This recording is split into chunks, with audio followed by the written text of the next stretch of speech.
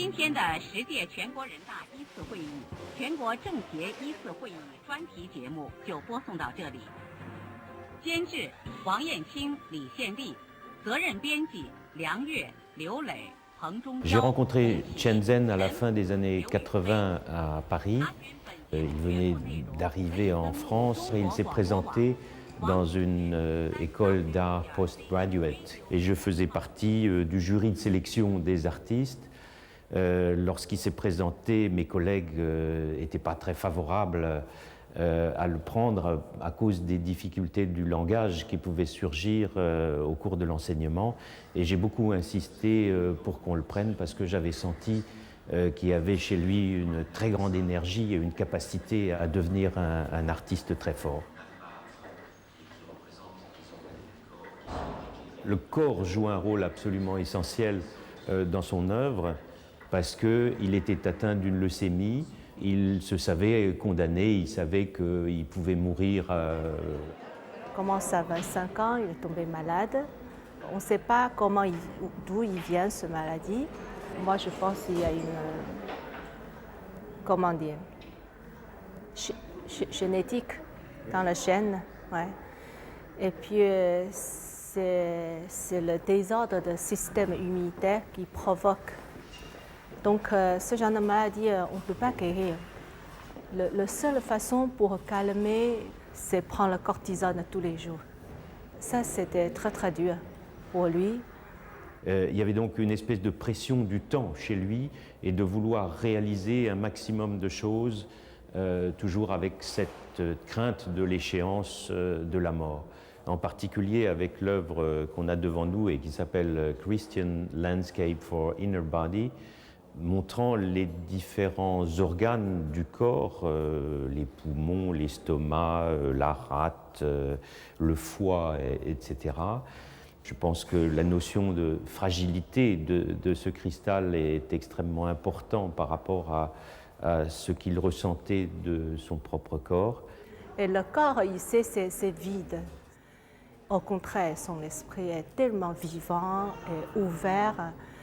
Et puis, il y a aussi chez lui cette façon de transformer les organes du corps en quelque chose qui devient esthétiquement tout à fait remarquable, ce qui est peut-être un apport de sa culture chinoise.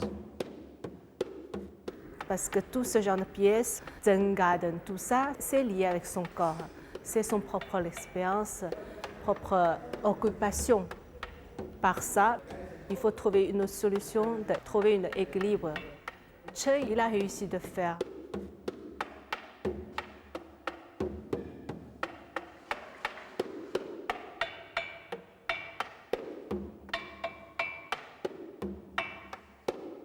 Chen Zhen a montré une œuvre il y a quelques années à la Biennale de Venise qui était faite d'une multitude de tambours. C'était en fait des pots qui étaient tendus sur des chaises ou même quelquefois sur des grands fauteuils ou sur des lits. Et les spectateurs étaient invités à frapper les tambours. Donc ici, vous pouvez trouver, ça c'est le lit. Là, ce sont des lits et ce sont des chaises. Ce sont des chaises. Donc j'ai collectionné de 5 continents différents. J'ai voyagé, j'ai collectionné des objets, j'ai envoyé à Tel Aviv.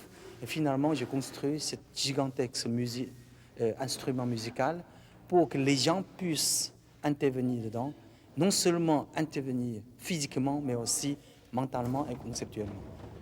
C'est une œuvre qui a de multiples significations parce que d'une part, elle se réfère à l'histoire de la Chine, à sa tradition et au bouddhisme. Il dit que souvent dans la tradition bouddhiste, on dit que pour s'entendre, il faut que les gens reçoivent chacun 50 coups de bâton. Je me rappelle une phrase bouddhiste qui est très connue en Chine, en Orient, c'est chacun 50 coups. Chacun 50 coups sur la fesse. En fait, c'est considéré comme meilleure façon pour régler le problème entre les êtres humains. Ça veut dire qu'il n'y a pas d'un côté qui a plus raison que l'autre parmi les conflits entre les gens. Et donc, il voit cette espèce d'appel cette colère qu'on peut développer ou cette violence qu'on peut développer sur les tambours comme en fait un appel aussi à l'apaisement, à la réconciliation et à l'entente entre les individus et éventuellement entre les peuples.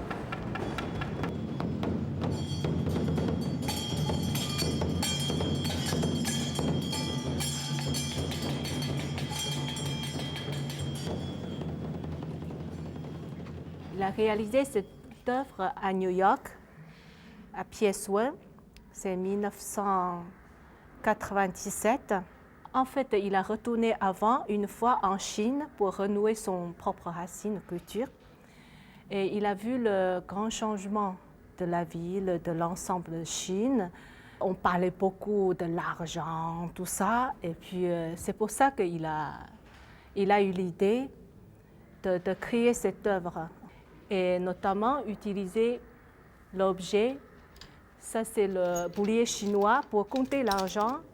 Et ça, c'est la calculatrice pour compter l'argent. Et puis, il a pris au contraire une forme de moulin de prière qu'il a trouvé dans le temple tibétain. Donc, il a mis la forme de prière avec les bouliers ensemble. Bien sûr, il y a une dimension politique qui est celle d'abord des échanges entre l'Orient et l'Occident, bien entendu, et les conflits qui peuvent naître, les énormes rivalités, qui ne sont pas forcément dans des conflits militaires, mais on sait que ce sont aujourd'hui des rivalités économiques qui jouent un rôle très grand. Et l'œuvre derrière moi est évidemment un des meilleurs exemples. Ça s'appelle Round Table Side by Side. En fait, c'est la seconde version d'une œuvre du même type qu'il avait placée dans une exposition qui avait lieu à Genève, au Palais des Nations Unies. Il y a une inscription en chinois au milieu qui dit « L'éternel malentendu ». Et je crois que ça, c'est une des clés de l'œuvre de Chen Zhen, de considérer que le malentendu est une chose positive. C'est un peu un défaut de la pensée occidentale de croire toujours que nous devons, dans les autres cultures, absolument tout comprendre. C'est sans doute un des résultats de notre pensée profondément rationnelle. Nous voulons toujours assigner à chaque objet, à chaque attitude, une signification précise.